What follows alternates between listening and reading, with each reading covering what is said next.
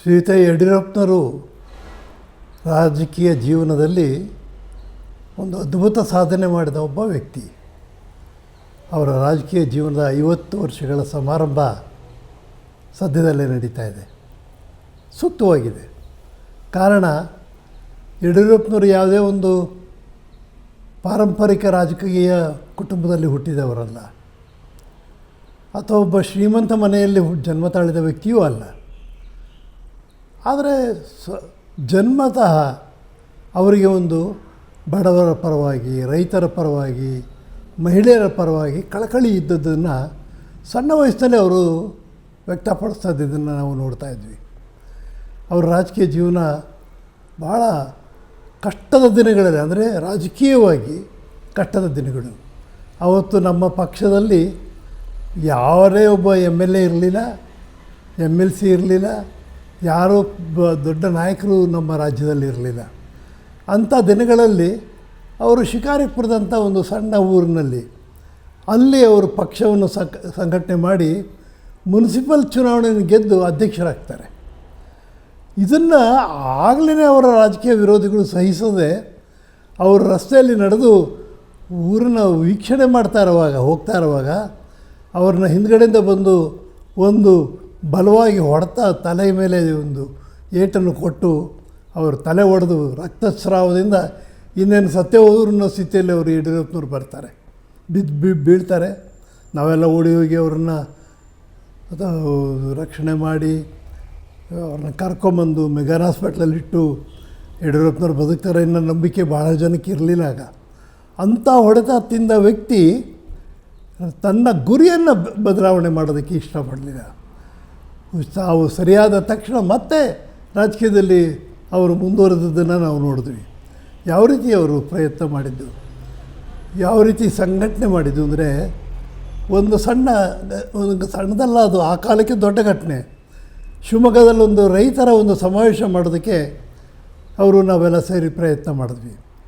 ಚೆನ್ನಾಗಿ ಜನ ಸೇರಿದ್ದರು, ಭಾಳ ಮಂದಿ ರೈತರು ಓದಿದರು, ಭಾಳ ಒಳ್ಳೊಳ್ಳೆ ಚರ್ಚೆ ಆಯಿತು. ಆ ಸಮಾರಂಭದ ಉದ್ಘಾಟನೆ ಮಾಡೋದಕ್ಕೆ ರಾಜಸ್ಥಾನದ ಹಿಂದಿನ ಮುಖ್ಯಮಂತ್ರಿಯಾಗಿದ್ದಂಥ ಭೈರವ್ ಸಿಂಗ್ ಶೆಖಾವತ್ ಅವರು ಬಂದಿದ್ದರು. ಅವರು ಅಂದು ಯಡಿಯೂರಪ್ಪನವರ ಚಟುವಟಿಕೆಯನ್ನು ಗಮನಿಸಿ ಹೇಳಿದ್ರು, ನೋಡಿ ಈ ವ್ಯಕ್ತಿ ಮುಂದೆ ಒಂದು ದಿವಸ ಈ ರಾಜ್ಯದ ಮುಖ್ಯಮಂತ್ರಿ ಆಗಂಗೆ ಕಾಣುತ್ತೆ ಅಂತ. ನಾನಾಗ ನೇರವಾಗಿ ಕೇಳಿದೆ, ಅಲ್ಲ ಸ್ವಾಮಿ, ನಮಗೊಬ್ಬರು MLAನೂ ಇಲ್ಲ, ಅವ್ರು ನಮ್ಮ ಪಾರ್ಟಿಗೆ ಏನು ಶಕ್ತಿ ಇಲ್ಲ, ಹೇಗೆ ಮುಖ್ಯಮಂತ್ರಿ? ನೋಡುತ್ತಾ ಇರು ನೀನು, ಆಗ್ತಾರೆ ನೋಡು ಅಂತ. ಅದು ಸತ್ಯ ಆಯಿತು. ಬರೀ ಸತ್ಯ ಆಗಲಿಲ್ಲ, 4 ಬಾರಿ ಮುಖ್ಯಮಂತ್ರಿಯಾಗಿ ಪ್ರಮಾಣ ವಚನವನ್ನು ಸ್ವೀಕಾರ ಮಾಡಿದರು. ಬಗರ್ ಹುಕುಂ ಟು ಏರ್ಪೋರ್ಟ್, ಕರ್ಮಭೂಮಿಗೆ BSY ಕಾಣಿಕೆ. ಶಿಕ್ಷಣ, ಉದ್ಯೋಗ, ವಿಶ್ವ ದರ್ಜೆಗೆ ಶಿವಮೊಗ್ಗ, ಅಭಿವೃದ್ಧಿಯ ಶಿಕಾರಿ ವೀರ. ಮಾದರಿ ರಸ್ತೆ, ಕೋಟಿ ಅನುದಾನ, ಮಲೆನಾಡಿನ ಮಹಾನಾಯಕ. ಶಿವಮೊಗ್ಗ ಜಿಲ್ಲೆಯ ಅಭಿವೃದ್ಧಿಯಲ್ಲಿ ಮಾಜಿ ಮುಖ್ಯಮಂತ್ರಿ BS ಯಡಿಯೂರಪ್ಪನವರ ಪಾತ್ರ ಅತ್ಯಂತ ಮಹತ್ವದ್ದು. BSY ಮುಖ್ಯಮಂತ್ರಿಯಾಗಿದ್ದಾಗ ಅವರ ಅವಧಿಯಲ್ಲಿ ಮತ್ತು ಶಿಕಾರಿಪುರ ಕ್ಷೇತ್ರದ ಪ್ರತಿನಿಧಿಯಾಗಿ ಜಿಲ್ಲೆಗೆ ನೀಡಿರುವ ಕೊಡುಗೆಗಳು ಅಪಾರ. ಶಿವಮೊಗ್ಗದ ಸೋಗಾಣಿಯಲ್ಲಿ ಅತ್ಯಾಧುನಿಕ ವಿಮಾನ ನಿಲ್ದಾಣ ನಿರ್ಮಾಣಕ್ಕೆ ಮುನ್ನುಡಿಯನ್ನ ಬರೆದವರು ಯಡಿಯೂರಪ್ಪ. ಈ ವಿಮಾನ ನಿಲ್ದಾಣಕ್ಕೆ ಅವರ ಹೆಸರಿಡುವ ಪ್ರಸ್ತಾವನೆಯೂ ಇತ್ತು. ಆದರೆ ಅದೆಲ್ಲವನ್ನ ತಿರಸ್ಕರಿಸಿ ಮಲೆನಾಡಿನ ಭಾಗಕ್ಕೆ ಸಂಪರ್ಕವನ್ನ ಕಲ್ಪಿಸುವ ಈ ಏರ್ಪೋರ್ಟ್ಗೆ ರಾಷ್ಟ್ರಕವಿ ಕುವೆಂಪು ಹೆಸರಿಡುವ ಮೂಲಕ ಸಾರ್ಥಕತೆಯನ್ನ ಮೆರೆದ್ರು. ಇನ್ನು ಶಿವಮೊಗ್ಗ ಜಿಲ್ಲೆಯಾದ್ಯಂತ ರಸ್ತೆ ಸಂಪರ್ಕ, ಸೇತುವೆಗಳ ನಿರ್ಮಾಣ ಮತ್ತು ನೀರಾವರಿ ಯೋಜನೆಗಳಿಗೆ ಭಾರಿ ಅನುದಾನ ಬಿಡುಗಡೆ ಮಾಡಿದ್ದಾರೆ. ಶಿವಮೊಗ್ಗದಲ್ಲಿ ವೈದ್ಯಕೀಯ ಕಾಲೇಜು, ಎಂಜಿನಿಯರಿಂಗ್ ಕಾಲೇಜುಗಳ ಉನ್ನತೀಕರಣ ಮತ್ತು ಮಲೆನಾಡು ಭಾಗದಲ್ಲಿ ಉತ್ತಮ ಆರೋಗ್ಯ ಸೌಲಭ್ಯಗಳನ್ನು ಒದಗಿಸಲು ಆದ್ಯತೆ ನೀಡಿದ್ದಾರೆ. ವಿಷನ್, ವಿಶೇಷವಾದಂಥ ವಿಷನ್. ಕಾಲೇಜುಗಳು ಎಷ್ಟು 65 ಕಾಲೇಜು ಒಂದು ದಿನ ಮಂಜೂರು ಮಾಡಿದ್ರು. ಶಂಕರಮೂರ್ತಿಯವರು ಉನ್ನತ ಶಿಕ್ಷಣ ಸಚಿವರಾಗಿದ್ದರು, ಇವರು ಮುಖ್ಯಮಂತ್ರಿ ಆಗಿದ್ದರು. ಒಂದು ದಿನ ನಿಂತ ಸ್ಪಾಟ್ನಲ್ಲಿ 65 ಕಾಲೇಜುಗಳನ್ನು ಮಂಜೂರು ಮಾಡಿದ್ರು. ಇವತ್ತು ತೀರ್ಥಹಳ್ಳಿಯ ನನ್ನ ಕಾನ್ಸ್ಟಿಟ್ಯೂನ್ಸಿನಲ್ಲಿ ಒಂದು ಕಾಲೇಜಿದೆ, 1400 ಮಕ್ಕಳಿದ್ದಾರೆ. 1000 ಬರೀ ಹೆಣ್ಮಕ್ಳು ಓದ್ತಾ ಇದ್ದಾರೆ, ದಲಿತರ ಮಕ್ಕಳು ಓದ್ತಾ ಇದ್ದಾರೆ, ಅಲ್ಪಸಂಖ್ಯಾತರ ಮಕ್ಕಳು ಓದ್ತಾ ಇದ್ದಾರೆ. ಯಾಕಂದರೆ ಬಡವರು ಬೇರೆ ಕಡೆ ಡೊನೇಷನ್ ಕೊಟ್ಟು ಓದಲಿಕ್ಕೆ, ಎಜುಕೇಷನ್ ಮಾಡಲಿಕ್ಕೆ ಆಗದಿದ್ದಂಥವ್ರು ಇವತ್ತು ಅವ್ರು ಕೊಟ್ಟಂಥ ಕಾಲೇಜಿನಲ್ಲಿ ಇವತ್ತು ಕಲಿತಾ ಇದ್ದಾರೆ. ರಿಪ್ಪನ್ಪೇಟೆನಲ್ಲಿ ಒಂದು ಕಾಲೇಜ್ ಕೊಟ್ಟಿದ್ದಾರೆ. ಎಷ್ಟು ಒಳ್ಳೆಯದಾಗಿದೆ. ಈ ರೀತಿಯಲ್ಲಿ ಸ್ಪಾಟ್ ಡಿಸಿಷನ್ ತೊಗೊಳ್ತಾಯಿದ್ರು ಎಲ್ಲ ಇದರಲ್ಲೂ. ತೀರ್ಥಹಳ್ಳಿಗೆ ನಾನು ಹೋಗಿ ಕೇಳಿದೆ, ನನ್ನ ತಾಲೂಕಿಗೆ 24/7 ಕುಡಿಯೋ ನೀರು ಶುದ್ಧ ಕುಡಿಯೋ ನೀರನ್ನು ಕೊಡಬೇಕು. ತುಂಗಾ ನದಿ ದಡದಲ್ಲಿ ನಮ್ಮ ಊರಿದೆ, ಆದರೂ ಕೂಡ ಒಳ್ಳೆ ನೀರಿಲ್ಲ. ನಾವು ಬೇಸಿಗೆ ಬಂತು ಅಂತ ಹೇಳಿದ್ರೆ ಗೋಳಾಡ್ತೀವಿ, ಟ್ಯಾಂಕರ್ನಲ್ಲಿ ಹೊಡೆದು ನೀರು ಕೊಡ್ತೀವಿ ಅಂತ. ಎಷ್ಟು ಬೇಕಾಗುತ್ತೆ? 8 ಕೋಟಿನ ಎಷ್ಟು ಬೇಕಾಗುತ್ತೆ? ಮಂಜೂರು ಮಾಡೋದು. ನಮ್ಮ ಸುರೇಶ್ ಕುಮಾರ್ ಅವತ್ತು UD ಮಿನಿಸ್ಟರ್ ಆಗಿದ್ದರು. ಇವತ್ತು 24/7 ಆ ನೀರಿನ ಸೌಲಭ್ಯ ಕೊಡುವಂಥ ಇವತ್ತು ಅನುಷ್ಠಾನಕ್ಕೆ ಪ್ರಾಮಾಣಿಕವಾಗಿ ಅನುಷ್ಠಾನ ತಂದಿರ್ತಕ್ಕಂಥ ಮೊದಲನೆಯ ಟೌನ್ ಇದು ತೀರ್ಥಹಳ್ಳಿ. ಇವತ್ತೊಂದು ಗೃಹ ಪ್ರವೇಶಕ್ಕೆ ಹೋಗಿದ್ದೆ ನಾನು, 3ನೇ ಮಾಡಿ ಮೇಲೆ ನಿಂತ್ಕೊಂಡಿದ್ವಿ. ಅವ್ನು ಮೇಲ್ಗಡೆ ಒಂದು ಟ್ಯಾಂಕ್ ಕಟ್ಟಿದ್ದ. ಅವನು ಯಾಕೆ ಟ್ಯಾಂಕ್ ಕಟ್ಟಿದೆ ಕೇಳಿದೆ. ಇಲ್ಲ ಅಣ್ಣ, ಇದನ್ನು ಕಟ್ಟಿಡೋಣ ಅಂತೇಳಿ ಹೇಳಿ ಅವತಾರ ತೊಂದರೆ ಆದರೂ ಬೇಕು ಅಂತ. ಈಗೇನು ಇಲ್ಲೂ ಕೂಡ ಫೋರ್ಸಲ್ಲಿ ಬರ್ತದೆ ಅಂತ ನಲ್ಲಿ ತಿರುಗಿಸಿ ತೋರಿಸ್ದೆ. 3ನೇ ಮಾಡಿ ಮೇಲೆ ಸೊಂಪು ಬೇಡ, ಅವನಿಗೆ ಮೋಟ್ರ್ ಹಾಕೋಣದ ಅವಶ್ಯಕತೆ ಇಲ್ಲ. ಆರ್ಡಿನರಿ ನಲ್ಲಿಗೆ ಕನೆಕ್ಟ್ ಮಾಡಿದ್ರೆ ನಮ್ಮದು 3 ಮಾಡಿ 4 ಮಾಡಿ ಮೇಲೆ ತೀರ್ಥಹಳ್ಳಿಯ ಯಾವುದೇ ಭಾಗದಲ್ಲಿಯೂ ನೀರು ಹೋಗುತ್ತೆ. ಈ ರೀತಿ ವೈಜ್ಞಾನಿಕವಾಗಿ ನಾವು ಅವತ್ತು ಮಾಡಿದ್ವಿ. 8 ಕೋಟಿ ರೂಪಾಯಿನ ಅವತ್ತು ಕೊಟ್ಟಿದ್ದರು. ಗೋಪಾಲ್ಗೌಡರ ಹೆಸರಿನಲ್ಲಿ ಒಂದು ರಂಗಮಂದಿರ ಸ್ಪಾಟ್ನಲ್ಲಿ ಸ್ಯಾಂಕ್ಷನ್ ಮಾಡೋರು 3 ಕೋಟಿ ರೂಪಾಯಿನ. ಇವತ್ತು ತಾಲೂಕ್ ಪಂಚಾಯತಿ ಕಟ್ಟಡ ಎಲ್ಲ ನನ್ನ ತಾಲೂಕ್ ಪಂಚಾಯತಿ ಕಟ್ಟಡ ಮುರಿದು ನಿಂತಿತ್ತು. ಬೇರೆ ಬೇರೆ ಇಲಾಖೆಗಳು ಬಾಡಿಗೆ ಬಿಲ್ಡಿಂಗ್ನಲ್ಲಿ ನಡೀತಾ ಇತ್ತು. ಎಲ್ಲೆಲ್ಲೋ ಹೋಗ್ಬೇಕಾಗಿತ್ತು ಹುಡ್ಕೊಂಡು ಜನ ಇಲಾಖೆಗಳಿಗೆ. ಒಂದೇ ಕಟ್ಟಡದಲ್ಲಿ ಬರಬೇಕು ಅಂತ ನಾನು ಯೋಚನೆ ಮಾಡಿ ಹೋದರೆ ಎಷ್ಟು ಬೇಕಾಗುತ್ತೆ? 15 ಕೋಟಿ. ಆಲ್ ರೈಟ್, ಸ್ಯಾಂಕ್ಷನ್ ಮಾಡಿದ್ದೀನಿ, ಮಾಡು ಅಂತ ಹೇಳಿದ್ರು. ನಾನಿವತ್ತು ಅಂಥ ದೊಡ್ಡ ಬಿಲ್ಡಿಂಗನ್ನು ಕಟ್ಟಿ ನಿಲ್ಲಿಸಿದೆ ಅಂದರೆ ನನಗೆ ಸಂಭ್ರಮ ಅನಿಸುತ್ತೆ.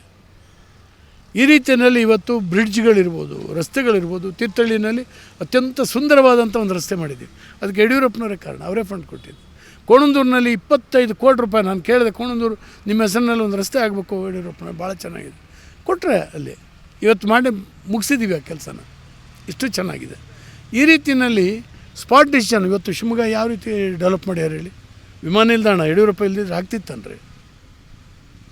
ಇವತ್ತೆಲ್ಲ ಫ್ಲೈಟ್ಗಳು ಫುಲ್ಲಾಗಿ ಹೋಗ್ತಾ ಇದ್ದಾವೆ.